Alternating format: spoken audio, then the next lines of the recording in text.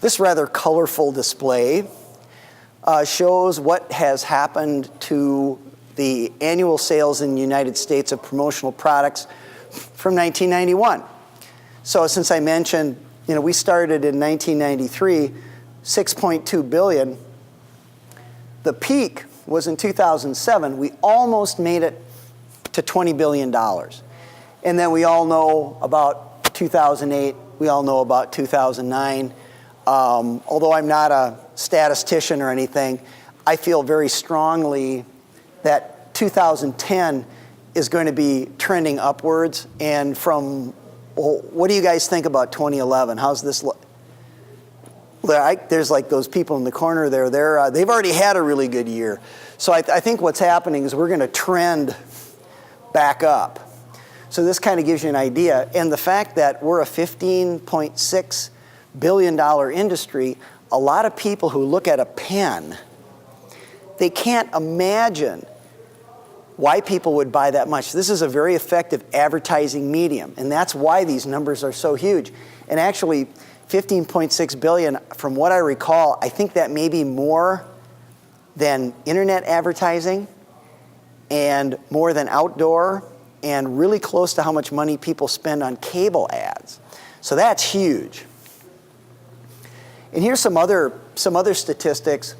One of the things that I found pretty interesting is that usually, when you're working out of your home, and that's exactly how I started, you think that everybody's bigger than you are.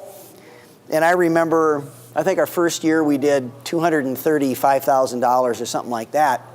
I was really surprised to find out that 75% of our distributors, these are distributor members of PPAI, 75% sell less than $250,000 a year.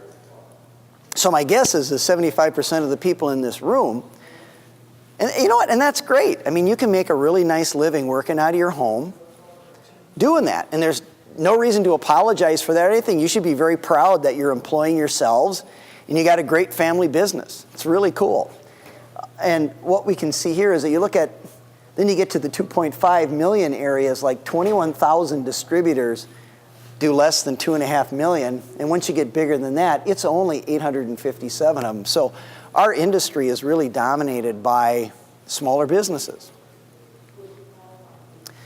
And this is starting to look more like an eye chart. But what you can see here is that the smaller companies have done reasonably well, relative to 2006 to 2009. And from what I understand of what people are expecting for next year, most of the people who were surveyed, and these are PPAI members, are expecting their sales to be up anywhere from 10 to 15 to 20% this year. And I think maybe a lot of it is when, like the programs we were working or the people we were talking to in 2007, 2008, people started, they didn't buy as much, maybe they stopped having events. And I think what we're seeing, especially in 2010, we've noticed it, where there's a number of our clients are now kind of starting to get back in the game. So there's a lot of optimism. And what we'd like to see is, it'd be great if we ended up getting up to the 17 billion, 18 billion range for 2010. Also, I had that one chart where we talked a little bit about what are people buying, like wearables, drinkware, writing instruments.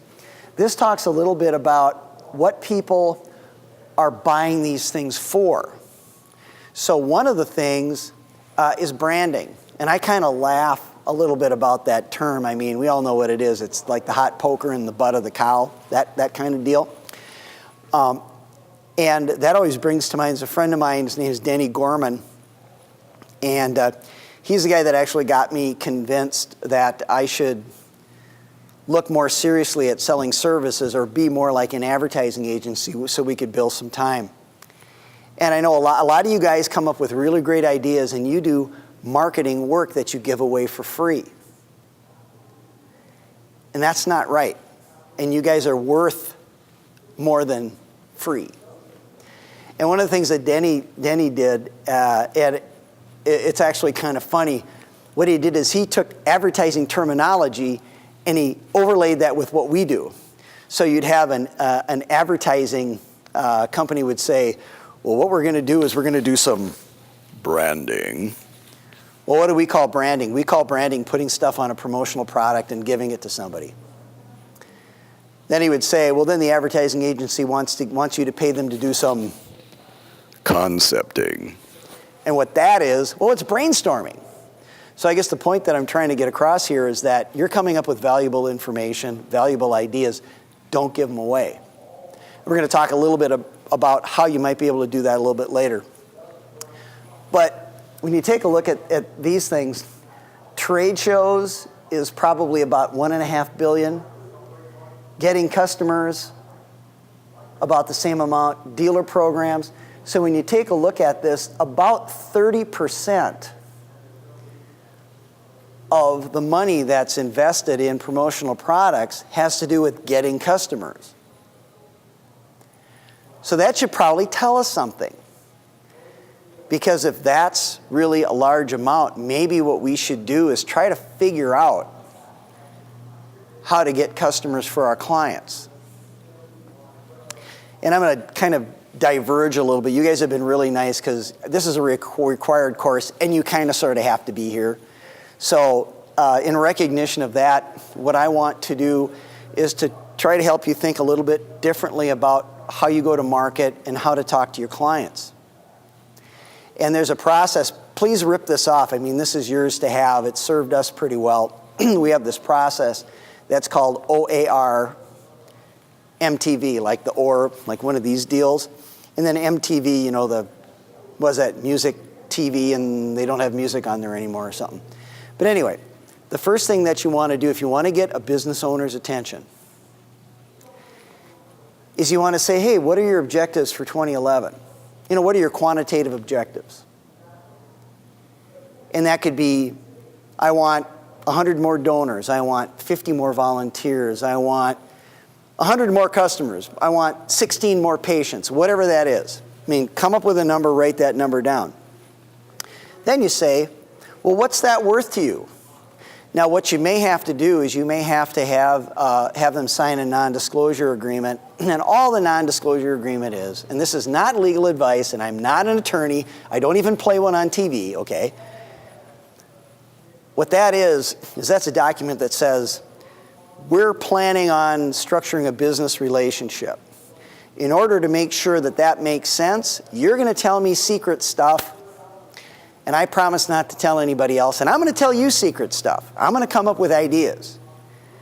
I like to use the term intellectual property. That's a legal term, and that's what we create when we brainstorm with customers, right?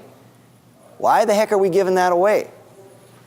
So, you sign the non-disclosure agreement, and if any of you guys want one, just like toss your card up here, and I'll send out the one that I use. It might be helpful for you. But anyway, you sign the non-disclosure agreement, and then what you do is you start having a discussion. And if they want like 10 more patients, you just say, okay, well, what do those 10 patients mean to your practice pre-tax or pre-partnership distribution or whatever they keep track of? And that medical practice may say, well, that would be worth around $180,000 to me. Oh, well, that's cool. Well, let's figure out what portion of that my organization is going to be responsible for.